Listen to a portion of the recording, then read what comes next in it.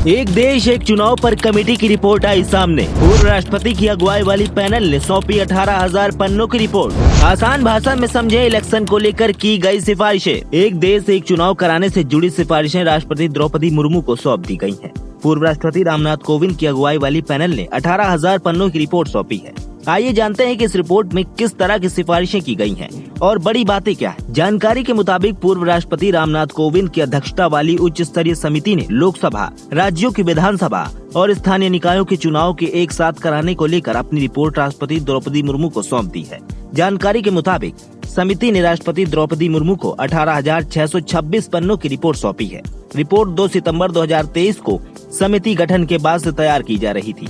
इसके लिए अलग अलग स्टेक होल्डर्स, विशेषज्ञों के साथ सलाह मशवरा हुआ और 191 दिनों की रिसर्च के बाद समिति रिपोर्ट लेकर आई है। समिति ने कहा है कि पहले चरण में लोकसभा और विधानसभा के चुनाव एक साथ कराए जा सकते हैं, जिसके बाद 100 दिन के अंदर दूसरे चरण में स्थानीय निकायों के चुनाव कराए जा सकते हैं। समिति में की गई सिफारिशें कुछ इस प्रकार हैं।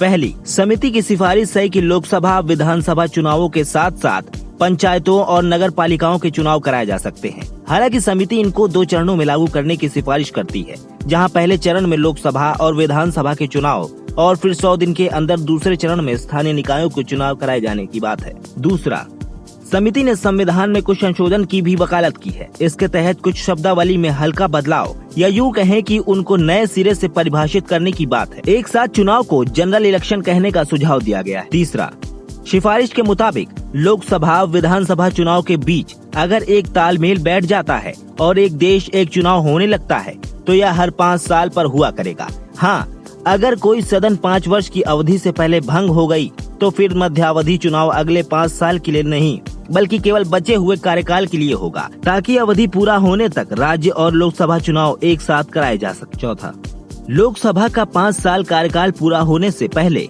यदि किसी राज्य विधानसभा में सरकार गिरती है, त्रिशंकु या विश्वास प्रस्ताव जैसी स्थिति में लोकसभा के बचे हुए कार्यकाल की अवधि के आधार पर विधानसभा में चुनाव कराए जाए।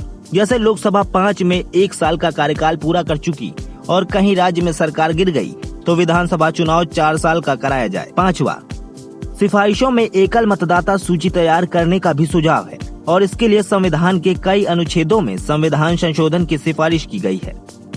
6ठा, असाधारण परिस्थितियों में जबकि राज्य विधानसभा में कोई सरकार बनाने में सक्षम नहीं हो तो चुनाव आयोग की सिफारिश पर राष्ट्रपति शासन लगाया जाए जब तक कि लोकसभा का कार्यकाल पूरा न हो।